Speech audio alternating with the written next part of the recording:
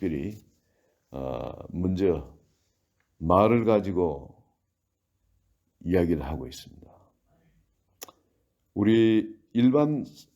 우리가 사용하는 이 말에는 항상 실수가 뒤따르게 마련입니다. 아무리 좋은 말을 하려고 해도 11절에 이야기하는 것처럼 샘이 한 구멍으로 어찌 단물과 쓴물을 내겠냐. 우리 입에서 나오는 말은 계속 쓴물이 나오게끔 되어 있습니다. 실수가 있게끔 되어 있고요. 그래서 이게 비유하는 것을 바로 우리가 타고 다니는 말 있죠. 짐을 끌고 하는 말에다 비유를 합니다.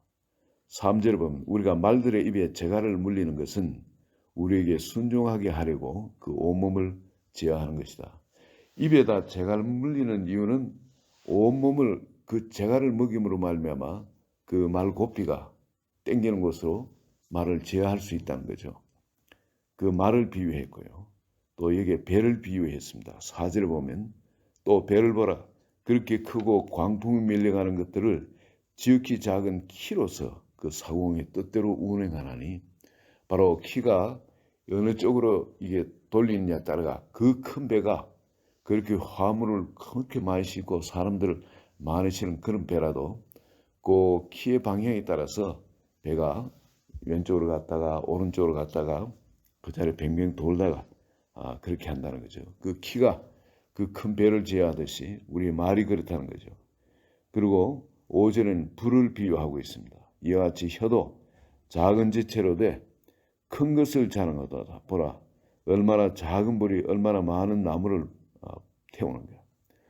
이 불을 붙여놓으면 이걸 온 산을 다 태워버리죠.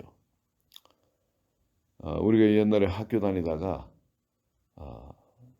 이런 적이 있습니다. 추우니까 시골의 애들이 항상 뭘 갖고 다니면 짝짓하라고 칼을 갖고 다닙니다. 조그마한 칼. 왜냐하면 나무 같은 가지 같은 거 잘라가지고 그거 갖고 뭘 깎고 다듬고 장난치고 하는데, 이게 칼이 손을 많이 베이기도 하지만 아주 재밌게 갖고 노는 도구입니다. 또 하나는 성냥불이에요. 성냥을 항상 갖고 다닙니다.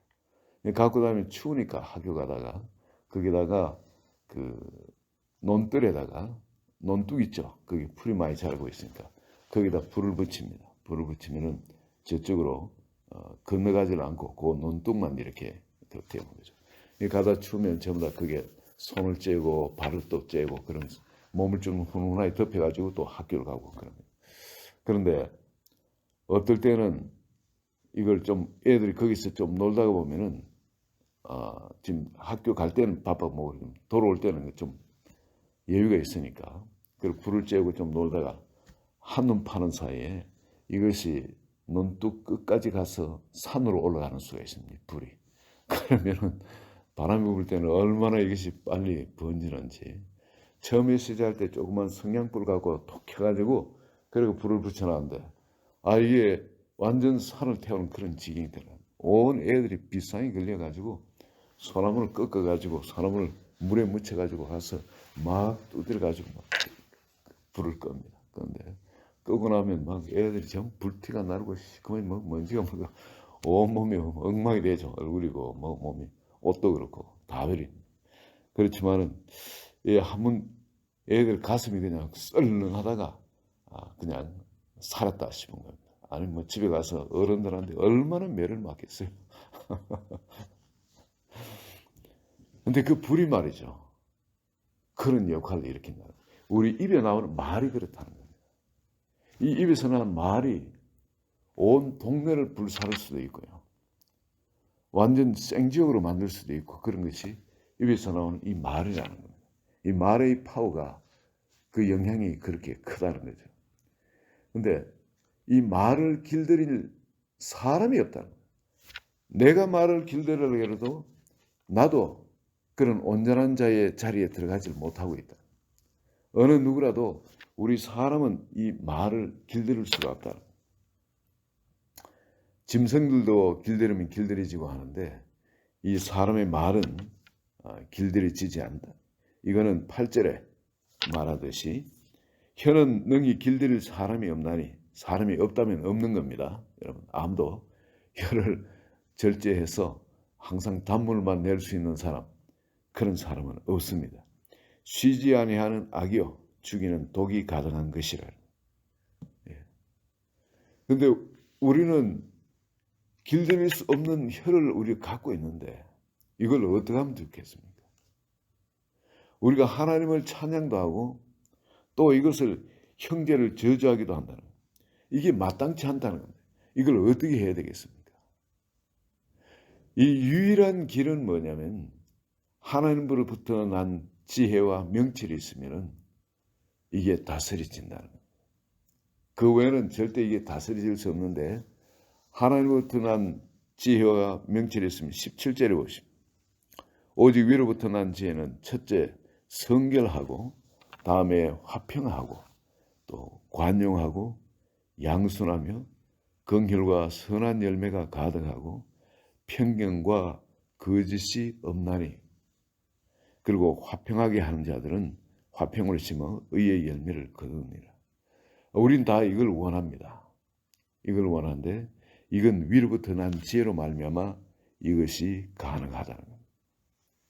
그렇지 않으면은 우린 속에서 끊임없이 썸물이 나오는데 그럼 우린 말을 그러면 어떻게 해야 되냐? 이런 위로부터 난 지혜를 어떻게 얻을 수 있냐? 이거는 지혜는 하나님의 말씀을 듣는 것입니다. 이 듣는 마음. 지혜를 가진 자는 복되도다. 내 아들아 지혜가 제일이니 지혜를 얻으라. 바로 하나님께로부터 듣는 마음. 이게 하나님께로부터 내가 듣고 그 들은 지혜를 가지고 내 삶에 적용을 할 때는 내 입에서도 단물이 나온다는 거예요.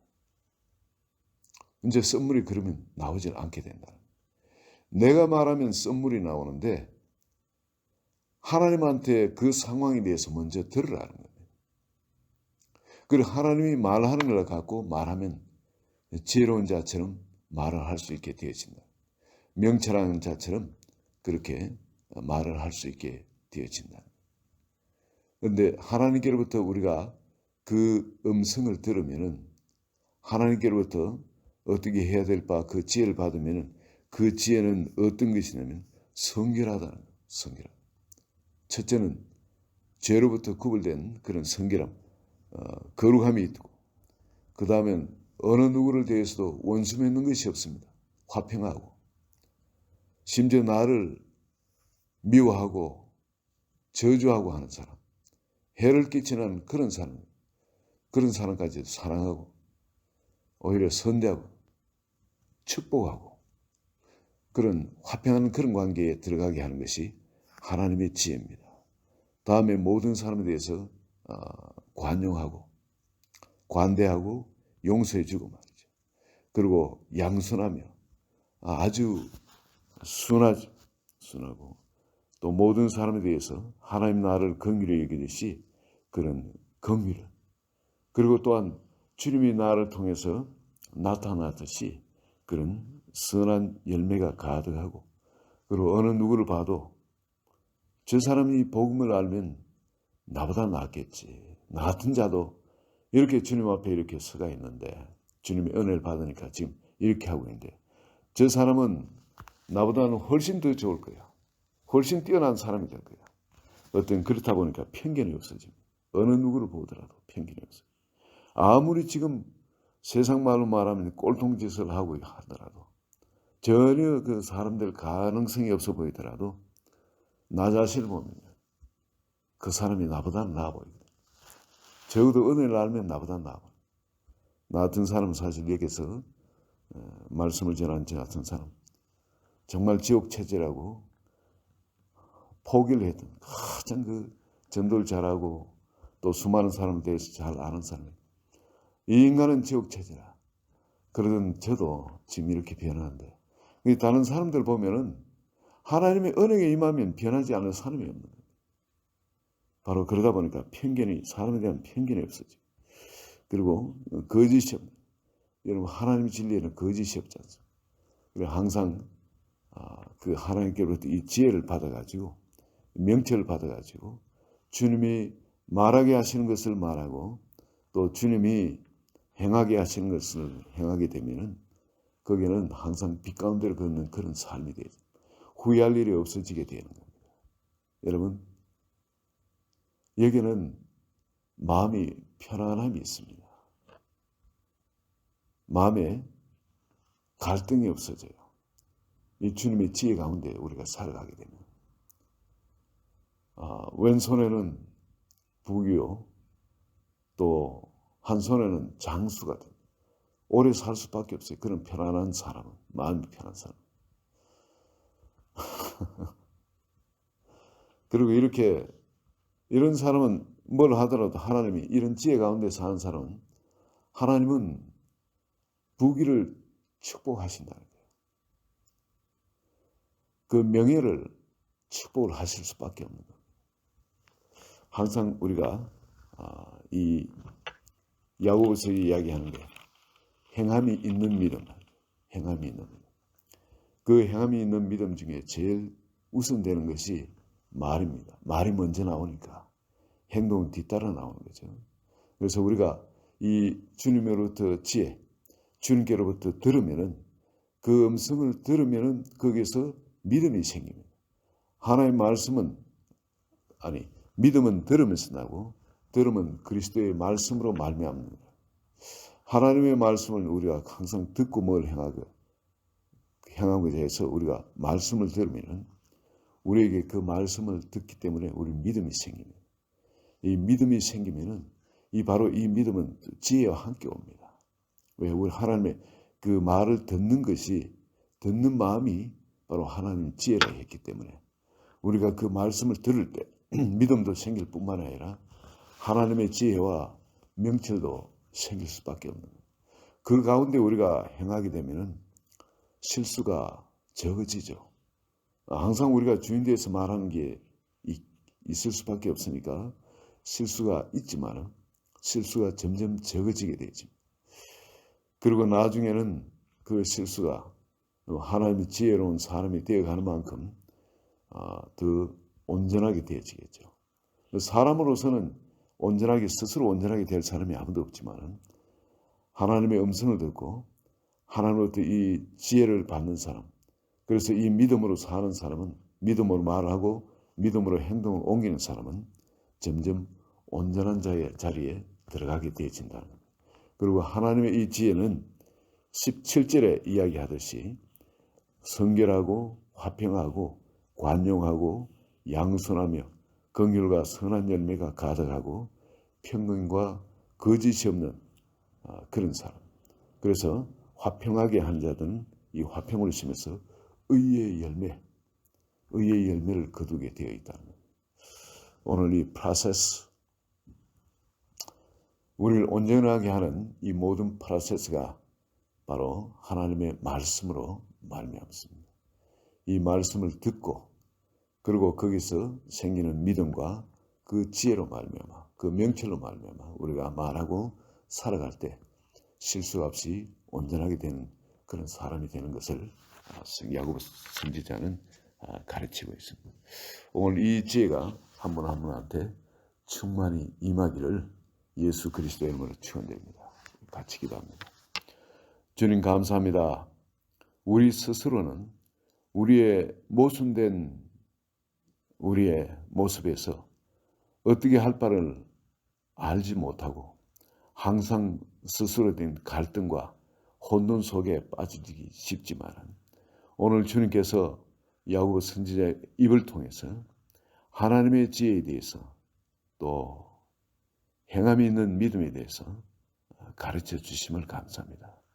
아버지, 모든 것이 하나님의 말씀으로 말미암았기 때문에 오늘도 주의 이 말씀을 우리 마음에 새겨서 주께 귀를 기울여 오늘 이 들은 이 말씀이 내 삶 속에 생명으로서 나를 통해 나타나게끔 역사해 주소서. 성령께 간구드리오니 이 말씀이 바로 생명, 이 말씀 안에 있는 생명이 열려져서 그 생명이 나에게 큰 기쁨이 되게 하시고 큰 힘이 되게 하시고 이것이 나에게 지혜가 되게 하시고 이것이 나의 믿음을 불같이 끌어올리는 능력이 되게 하여 주셔서 오늘도 믿음의 사람으로, 지혜의 사람으로, 또 명철의 사람으로 세상을 살아가되 승리하며 주 영광을 드러내는 하나님의 대리인 되게 하여 주소서. 예수 그리스도 이름으로 기도합니다. 아멘.